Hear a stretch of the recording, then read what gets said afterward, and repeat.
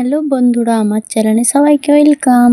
তো গাইস, আমি আমার একটা নতুন পেজ খুলেছি, তো প্লিজ তোমরা সবার পাশে থেকে চলো। আজকে আমি তোমাদের একটা খুবই ইম্পর্টেন্ট ভিডিও দেখাবো। তো ফ্রিজটা খুলে দেখো আমি কি দেখাচ্ছি। এটা হচ্ছে কাঁঠাল আমাদের বাজার থেকে কিনে এনেছিলাম, দিয়ে আমি ছাড়িয়ে সেগুলো ফ্রিজে রেখেছি। আর এটা হচ্ছে আনারস, ওই যে কুচি কুচি করে একটা কৌটোর মধ্যে বক্স করে রেখে দিয়েছি। যাই হোক গাইস, এই ভিডিওটা পুরো লাস্ট পর্যন্ত দেখবে, তাহলে তোমরা বুঝতে পারবে যে আমি কি বলতে চাইছি তোমাদের। তো আমি ভিডিওটা স্টার্ট করছি। তো প্রথমেই দেখো, ফ্রিজে আমি এগুলো জমিয়ে নিয়েছিলাম। আর এগুলো যদি লিঙ্ক তোমরা চাও, তাহলে আমি তোমাদের আমার ভিডিওর সামনে একটা লিঙ্ক আসবে, ওখানে ক্লিক করে পেয়ে যাবে। তো এই বক্সটা আর এইটা ফ্রিজের সাথেই থাকে, ওইটা বাদ দাও। আর একটা পরে তোমরা দেখো ভিডিওটা, তাহলে তোমরা বুঝতে পারবে যে এর সাথে কি কি আছে আর এগুলো আমি কি করব। তো প্রথমে আমি জল দিয়ে এটা বরফ করে নিয়েছিলাম। তো দেখো এত হার্ড হয়ে গেছে, তো ভাঙছে না কিছুতেই। তো এইটাকে আমি এখন আস্তে আস্তে করে এগুলো সব উঠিয়ে নেবো। এটা একটা গামলার মতো হয়ে যাবে, যাতে তোমার ফেসটা জলে ডোবাতে পারো, সেরকম হয়ে যাবে। তো আস্তে আস্তে এটাকে আমি ভেঙে নিচ্ছি। তো পুরো গোল চাকরির মতো হয়ে গেছে। তো আস্তে আস্তে করে এটা ভাঙার পরে এটা একটা গামলা হয়ে যাবে, যাতে তোমার মুখটা ওতে ডুবাবে। মুখটা এত এত চকচক করবে, গ্লোয়িং হবে, বলার মতো না। তো তোমরা ভিডিওটা পুরো দেখবে, একটু স্কিপ করবে না। প্রথমেই দেখো, আমি গামলাটাকে হাতে রেখে ভাঙতে পারছিলাম না বরফগুলোকে, তার জন্য নিচে রাখলাম।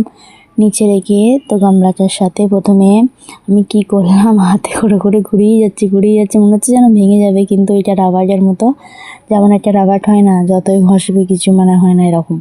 তো এটাকে আমি নাড়াচাড়া করে বরফগুলো এক কেজি করে নিলাম। যাই হোক, অনেক কষ্টের পর বরফগুলো ভাঙার পরে তো বরফগুলো দিয়ে আমি এখন কি করব ওইটাই দেখার। তো তোমরা দেখতে থাকো পুরো ভিডিওটা।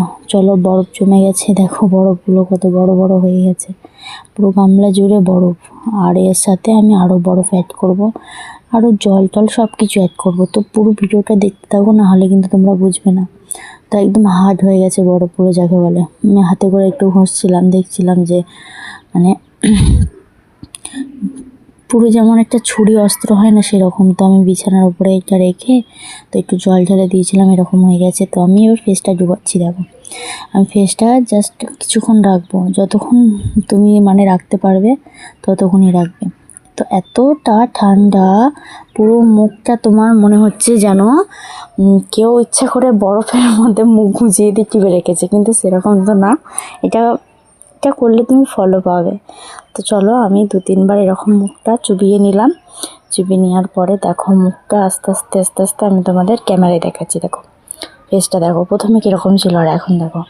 জাস্ট আমি 3 বার মুখটাই জলে চুবিয়েছি, তারপরে মুখটাকে তুলেছি, তারপর ওখান থেকে একটু বরফ নিয়ে আমি গালগুলো একটু ঘষছি আর কি।